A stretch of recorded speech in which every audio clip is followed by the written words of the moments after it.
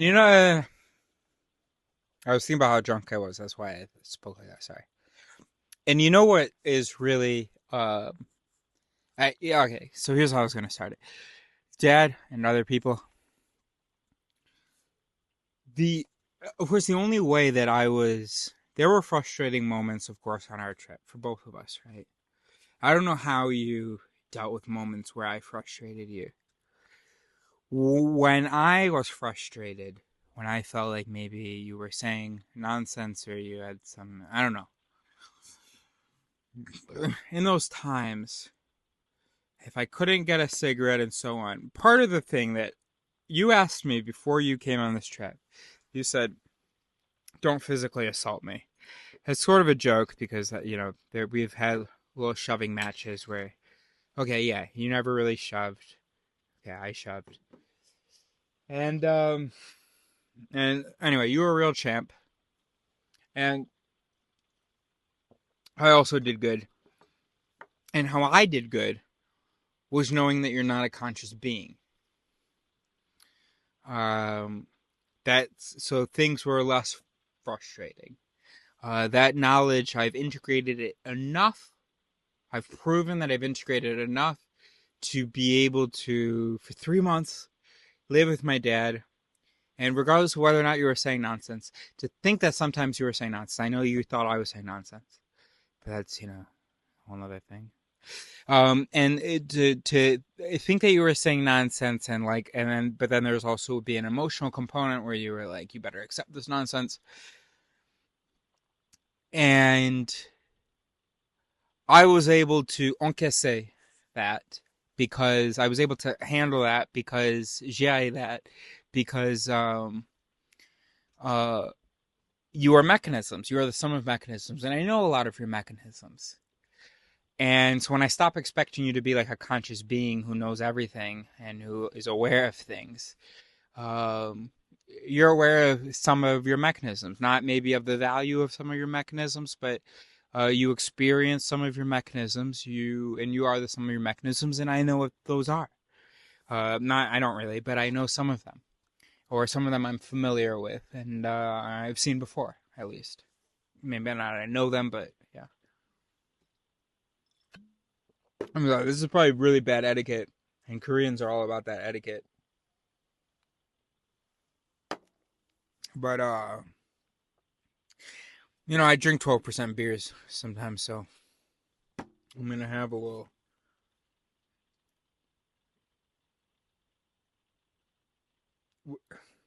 I don't know. I'd feel too bad drinking out of the bottle. So, um, so that's just funny, I guess. Or I guess is that just me being salty? Maybe. I don't think so.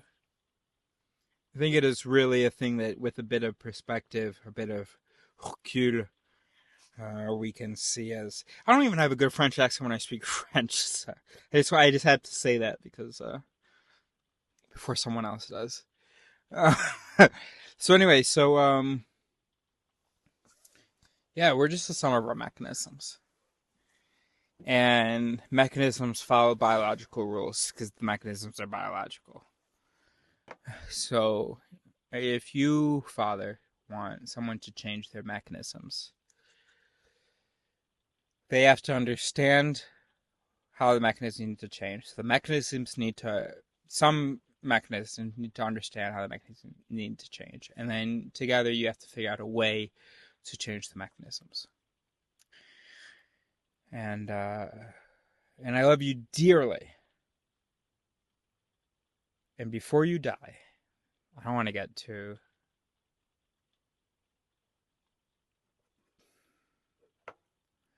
blame it on the alcohol. Um, it'd be awesome. I want to do this too, and it's my worst nightmare that I'm doing too shitty of a job at it.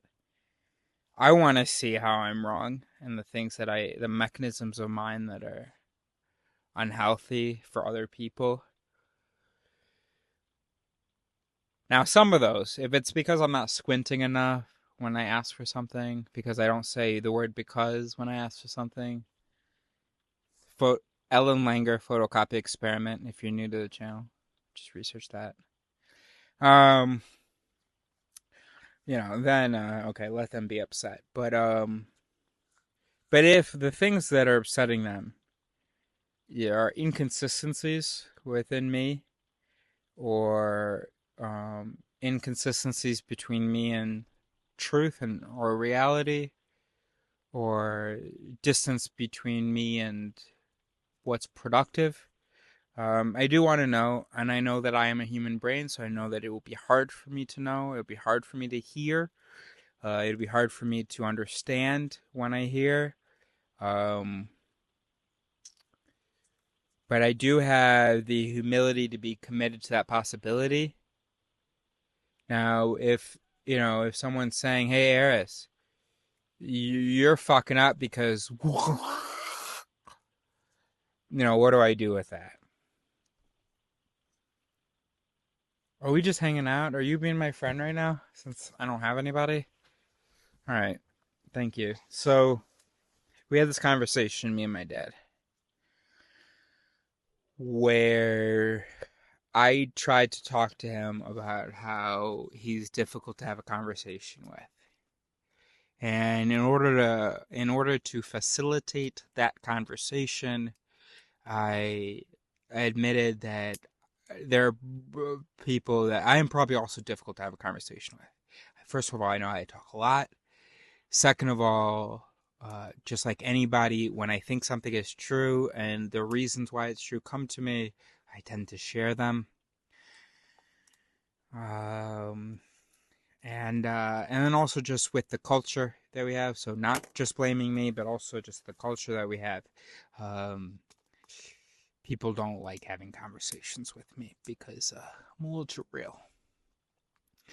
Anyway, but I didn't say all that. I just said I'm probably people who know both of us, I'm probably the second hardest person to have a conversation with. Of course, he goes, let's talk about that. And he didn't want to talk about how he's difficult to have a conversation with. So, because I guess he isn't. So, but I am. And so here's the thing that he gave. He said that I use the authority bias when I talk about the brain. I don't remember how I started talking about this just now, but that was really difficult for me because, and in fact, when I was looking through the footage as I've been organizing the files of all the different videos we have, there is one video in which I say to him, weeks before he makes this authority bias comment, I say to him, you can consider me an authority. And to you, my audience, I'm saying I really do think I deserve that. I've read a lot. I've thought a lot. I've got good thinking mechanisms based on tests. Am I 100% correct? Can you rely on me 100%? No, not at all. But is it worthwhile? Yes. I think so, based on the IQ test, the amount of reading I've done, the amount of time I've spent thinking about it. So sometimes when we would talk about the mind, my dad and I, the conversation would almost be like two people who have other fields of expertise who are now talking about the mind. Two just smart people talking about the mind. And that's how he sort of treated the conversation. For me, that's not what the conversation, that couldn't be. We're not two people who like do other things that are now sitting down on equal footing to talk about the mind. No, I've dedicated my life to it. I started in 2003. I was 12 years old. Graham Rawlinson? No, I don't think so. Graham Rawlins, 1976 PhD thesis on word recognition. In high school, I was giving lectures on the brain and created a club called Axon. An acronym, a very clever acronym, because axon is a part of the nerve cell, of the neuron, of the brain cell. And the acronym was an exploration, okay, so exploration of neuroscience, AXON, axon. And so I skipped ninth grade, so between 14. No, I didn't start Axon when I was 14. I started when I was 15 or 16. And then I graduated when I was 17. So for that year and a half, let's say, I'm giving lectures on the brain. That was back in, I'm 32 now. That was more than half my life ago. Holy shit. Well, obviously, if I started when I was 12, but just the fact that I was explaining the brain to other people and research about it, competing in brain knowledge competitions, and the person that I educated about the brain, this Korean Christian who's now a military person, this girl that I taught the brain to, she just thought it would be a cool thing for her resume. She beat me at the competition. It's a point of pride and of embarrassment. So I'm going to drink from this soju bottle in front of you. Cho. What was her name? Oh, she had an American name. Started with an L. Lindsay, not something. Lorraine Cho. Hello, Lorraine Cho. Shit, I didn't need to say her name like that. I didn't need to say her name at all on the video. Nobody's watching this. So yeah, you can consider me an authority on it. It doesn't mean that what I say is always true, but yeah. Anyway, so we had this conversation where he says that I use the authority bias, that I say that he should just accept everything that I say because I've done a whole lot of reading on it or whatever. It's a funny thing because you want to say, on the one hand, like, yes, I mean, not everything, but yes, that sings. If you've done a lot of reading about something, one should hear what you have to say. And if the person who's done a whole bunch of reading on it says, "Oh, you're misunderstanding right now," it's worth hearing. On the other hand, it was a straw man, and we had a conversation about how he does the straw man a lot. And if you don't, if you're not my dad right now, or if, you're thinking this is easy for you. Oh yeah, clearly his dad, or, maybe you're against me. I don't know. But if you're not, if you're buying what I'm selling here, you're just like, oh, why is Eris getting so worked up about, a person who commits a lot of logical fallacies? But you have to understand that he's a human being that says that about you. But because you're all compelled by this idea of consciousness, you think you're above brain mechanisms. But no, straw man is a natural mechanism that we all have. If we hear an argument that doesn't vibe with us, we will have a representation of that argument that justifies it's not vibing with us. So first of all, we have a representation of the argument in our mind. It's not the actual argument that we heard, some version of it. We have it in our mind. We're not liking it. So that's going to trigger response mechanisms. We need to respond to this. And that representation that we had is going to change slightly according to what we need in order to respond to it. It's just how the brain evolved. We're not going to talk about evolution and natural selection and energy economics right now. But we are going to use big words to refer to those things. And we're going to hope that you trust us on that. And,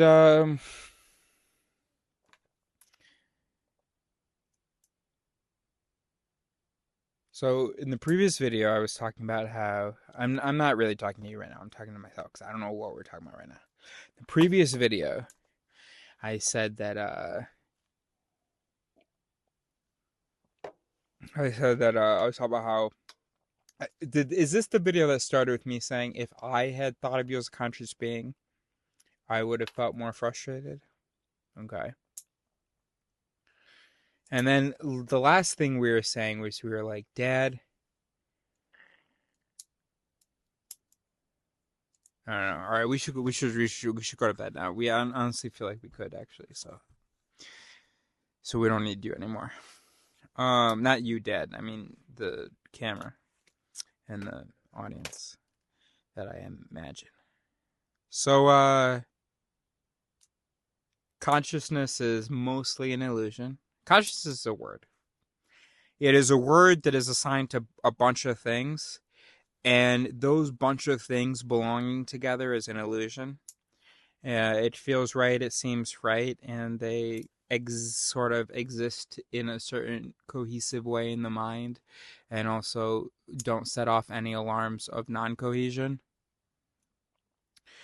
My father is my father. I love him, and he's very smart. And he would benefit a great deal from the understanding of the mind that I have. And right, and we were talking about the authority bias thing, and that really hurt. And also, by the way, in the clip in which I tell him, "You can consider me an authority," he just laughs. So yeah. Um, I don't know. I mean, I just feel like I'm wasting my time even thinking about whether or not I can be considered a quote unquote authority. Nobody's asking you to. So I guess my father, though, he needs me to succeed. So if I overestimate my authority and I'm doing things that aren't just founded, then that is bad, and it is his role to play against that.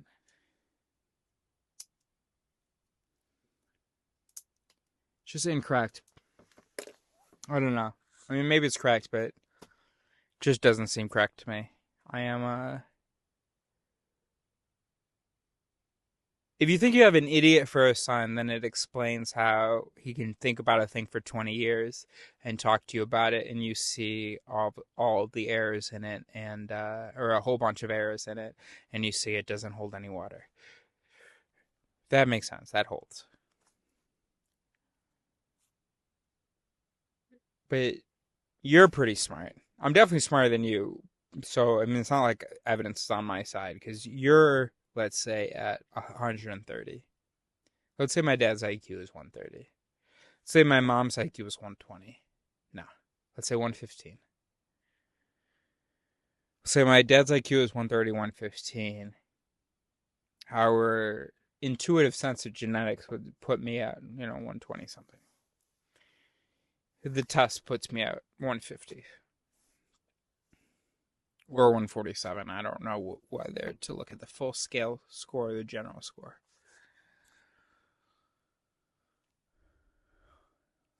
And the 130 and the 115 I just attributed to you is just like, you,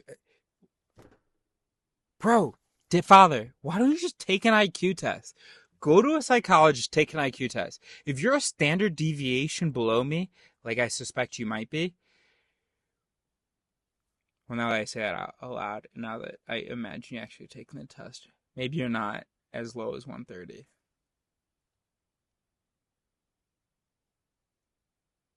Because there could be other personality elements that make me able to see things that he, even though he's super smart, can't see. And to be honest, the tests I took back then, when I was living when I was living at my parents' house, the test came back 133. Your test isn't going to come back higher than 133. In my life, as a kid, 137. I took it in 2011, 133. Came out of the test telling my girlfriend, "You're dating an idiot," because that test did not go well. Took another test, 147, 150. A test that I felt like went well. Okay. When it happened, it was like, all right, that demonstrated my ability. I don't. So take 3 tests. Oh no, but you're old.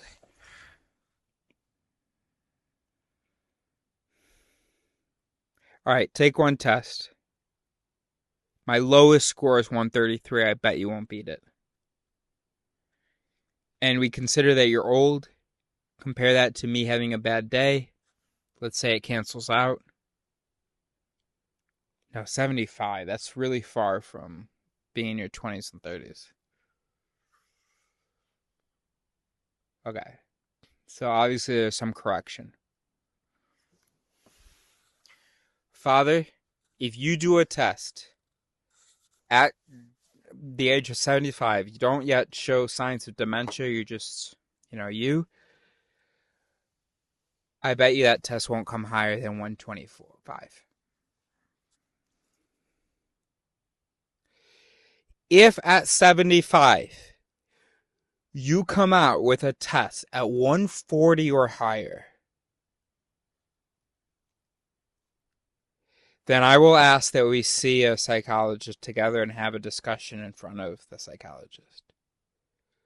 And if that psychologist, and we can do best of three, if best of three, if two or three psychologists in a row say, okay, you're super smart, but you're not good at like conversating and you're too compelled by your own ideas, then we have to listen to that. And if you're, by the way, we're under 130 in your test, I don't care that you're 75. If you're under 130 in your test, you haven't even made it into the very superior intelligence. You have to take that seriously. And you have to go, oh, maybe I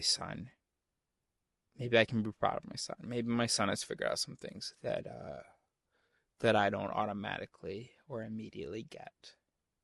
Maybe I'm seeing errors where there aren't.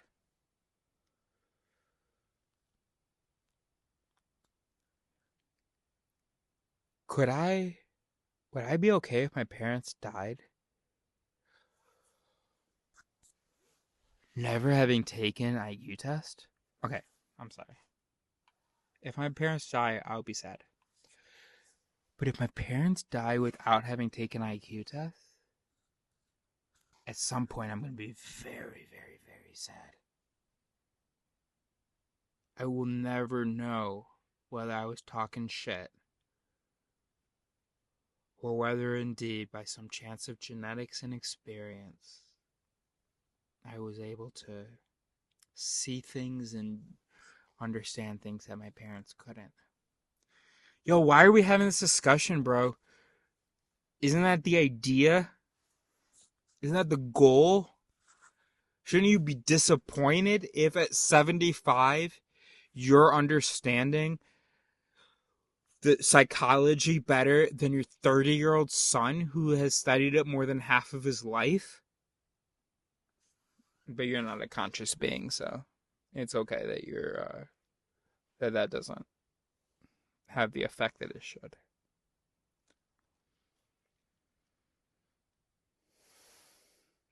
My mom won't be under 100.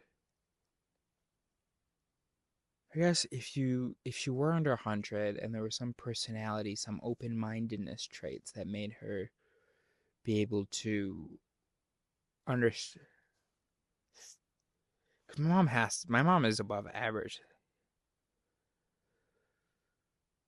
Maybe not at her speed or blah blah, but no, she has an incredible intelligence in some way, and I know that would be reflected in the test, at least in some way. I know that the intelligence that she has in some way would at least in some way be reflected in the test. I don't repeat that because it makes sense because of the doubling of in some way. I repeat that just to make it more clear because it is multi levels of in some way. Like my mom wouldn't be able to understand that, what I just said. What I just said might be gibberish, but anyway. Look, humility I've got. I don't know, I feel like I'm wasting my time on it sometimes. I need to call my parents and ask them to do a test. Goodbye.